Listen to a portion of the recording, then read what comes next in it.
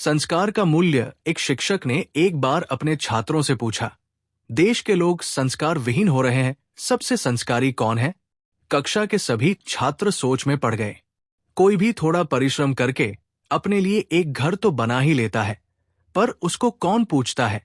तब अधिक शानो शौकत से रहने वाले एक छात्र ने कहा, श्रीमान, सबसे संस्कारी वही है जिसके घर में 5 से 7 काम करने वाले नौकर हो और जिसके घर बड़े बड़े लोगों का रोज आना जाना होता हो, वही संस्कारी होता है। सभी ने इस बात का समर्थन किया, लेकिन एक छात्र चुप था। तब शिक्षक ने उससे पूछा, तुम चुप क्यों हो? इस बारे में तुम्हारा क्या मत है? छात्र ने कहा, मैं अपने विचार 15 दिनों के शिविर के बाद आपको उत्तर दे पाऊंगा। उसी दिन से विद्यालय की ओर से 15 दिनों के लिए शिविर लगाया गया था। जिस शिविर में सभी छात्रों को जाना था, सभी गए। वहां सारे कामों को स्वयं ही करना था। सुबह जल्दी जागना और शौचालय की पंक्तियों में लगे रहना, साफ सफाई करना, खाना बनना, बांटना, अपनी थाली को खाने के बाद धोना, अपने कपड़े स्वयं धोना, अपने कक्ष को साफ करना।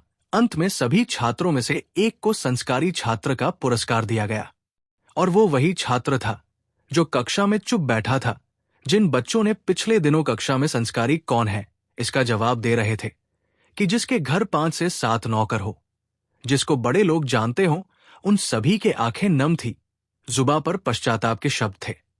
अगले दिन विद्यालय जाकर के उस बच्चे ने अपना प्रमाण पत्र और पुरस्कार राशि शिक्षक के चरणों में रखते हुए प्रणाम किया। शिक्षक ने पूछा, ये क्या है? तो उसने बताया कि मुझे संस्कारी छात्र का पुरस्कार मिला है श्रीमान। मेरा घर एक गांव में है। मेरे पिताजी बीमार थे। मां बड़े भाई को लेकर शहर दवा लेने के लिए गई थी। पिताजी की तबीयत ज्यादा खराब हो गई। बारिश हो रही थी। छत था नहीं, ऊपर से बारिश का पानी गिर रहा था। मैं 3 वर्ष का ही था अकेले, और मेरी छोटी बहन केवल 1 वर्ष की ही थी। पिताजी का निधन हो गया मुझे, और मेरे बहन की उम्र इतनी नहीं थी कि निधन किसे कहते हैं समझ सके, परंतु गांव के लोग मेरे पिताजी के अंतिम संस्कार के लिए चंदा इकट्ठा करने लगे। आप सब सोच भी नहीं सकते। तब मैंने सबके पैसे वापस कर दिए। मां और भाई के आने तक पिताजी को गोद में एक पैर पर और एक पर बहन को लेकर बैठा रहा। आज मेरी उम्र 15 वर्ष की है। मां दूसरों के घर काम करके मुझे पढ़ने के लिए किराया देती है। घर का काम मैं जाकर करता हूं। नौकर तो बहुत दूर की बात है। आज हम भौतिकता के पीछे भाग रहे हैं। जिसके पास चमक, दमक, बड़ी बिल्डिंग, बड़ी कार भले ही हो, पर जो स्वावलंबी नहीं तो वो संस्कारी नहीं हो सकता।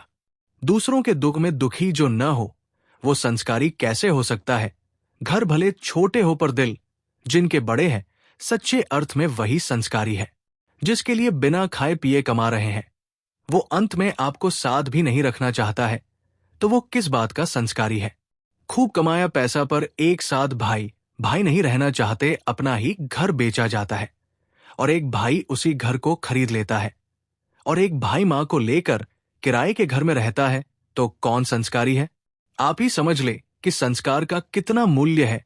अगर ये लेख आपको अच्छा लगे तो हर व्यक्ति तक भेजकर आज के लोगों में संस्कार के मूल्य को समझाया जा सके, इसके लिए एक छोटा ही सही अपना योगदान अवश्य दें।